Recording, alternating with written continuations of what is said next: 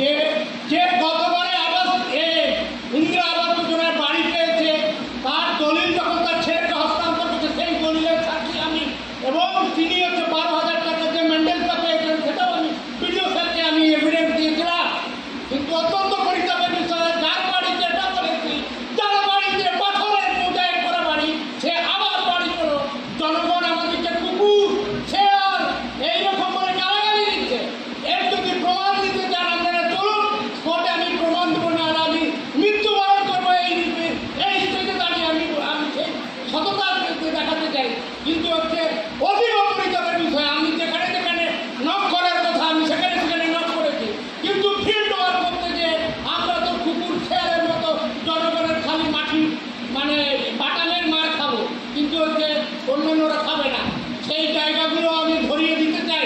এখনো বলছি, আমি আবার সিএমআরে কমপ্লেন করেছি ওই একই জিনিস নিয়ে, যেটা আমরা এ হোক তদন্ত করে যেন সঠিকভাবে হয়, কেউ যেন না ধামা চাপা দিয়ে দেয়।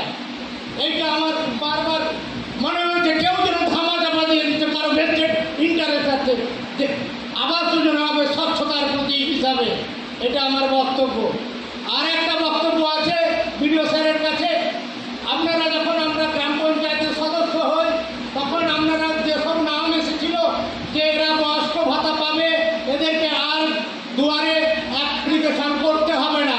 অত্যন্ত পরিতাপের বিষয় যে তারা বয়স্ক ভাতা পাচ্ছে না, তারা মৃত্যুর মুখে, কারো 85 বছর, কারো 88 বছর বয়স হয়ে গেছে, তারা বলছে এইবার তো আমরা মরে যাব, আমরা কবে পাবো?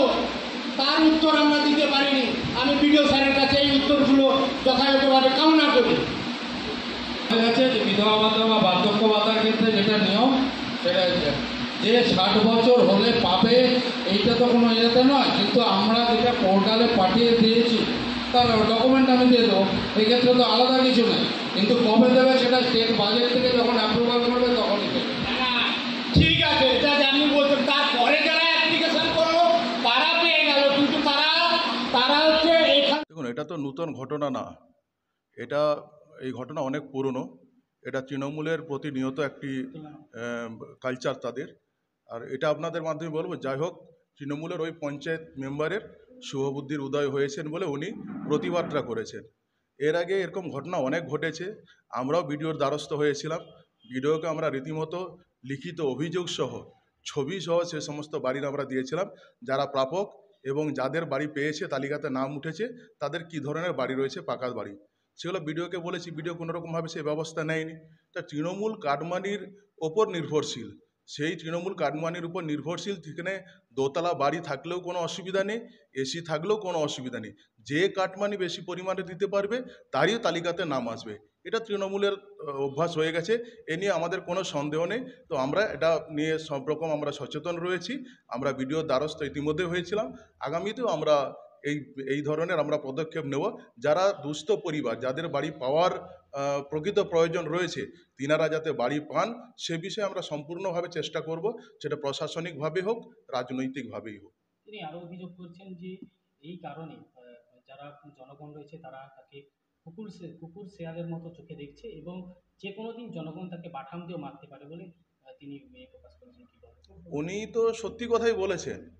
না শুধুমাত্র এটা ওই পঞ্চায়েত মেম্বারের ক্ষেত্রে না, প্রতিটা এলাকাতে, প্রতিটা গ্রামে, প্রতিটা গ্রাম পঞ্চায়েত এলাকাতে, সমস্ত জায়গায় তৃণমূলের এই আচরণের জন্য সাধারণ মানুষ উনাদেরকে কিভাবে কি হেনস্থা করবে সেটা উনারা সময় হলেই বুঝতে পারবেন।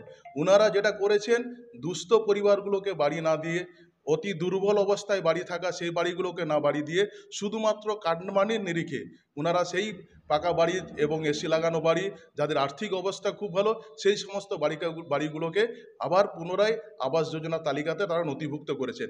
প্রকৃত যারা প্রাপক তিনারা বিগততেও বঞ্চিত ছিল, বর্তমানেও তারা বঞ্চিত হচ্ছে।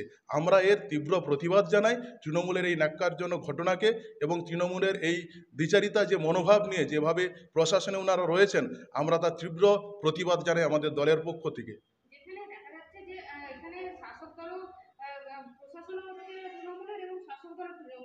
সেক্ষেত্রে তৃণমূলের ওই পঞ্চায়েত সদস্য তিনি দাবি করছেন যে কোথাও একটা কেউ যেন এটা বিষয়টাকে ধামাচাপা দেওয়ার চেষ্টা করছে, তথ্য প্রমাণ থাকা সত্ত্বেও কোনোরকম কোনো পদক্ষেপ নেওয়া হচ্ছে। উনি তো সত্যিই বলেছেন। এই জিনিসটা তো প্রতিনিয়ত হচ্ছে। তৃণমূলের প্রশাসন এবং তৃণমূল সরকারে রয়েছেন এবং আমাদের পাঁশকুড়া ব্লকে তৃণমূলের পঞ্চায়েত সমিতি, যেখানে মানুষের সুবিধা অসুবিধার জন্য এই রাজনৈতিক দল এবং প্রশাসন পাশে থাকার দরকার, সেখানে না পাশে দাঁড়িয়ে থেকে তিনারা এই ধরনের দুর্নীতির তারা সাহায্য করছে এবং যেনারা পাওয়ার যোগ্য নয় তিনাদেরকে বারবার করে বাড়ি পাইয়ে দিচ্ছে। আমরা বিগততেও দেখেছি, এখনও আমরা দেখছি। আর উনি সেটা সহ্য না করতে পেরে, যেহেতু উনি জনপ্রতিনিধি, সেই কারণে উনি সহ্য না করতে পেরে উনি প্রকাশ্যে বলে দিয়েছেন, এটাই উনার অপরাধ। কিন্তু শুধুমাত্র উনার ক্ষেত্রে নয়, একাধিক জায়গায় এই ধরনের দুর্নীতি হয়েছে এবং একাধিক জায়গায় এই ধরনের ঘটনা ঘটেছে। আমরা আগেও বলেছি, এখনও আমরা বলছি। আমার নাম উত্তম সেনা,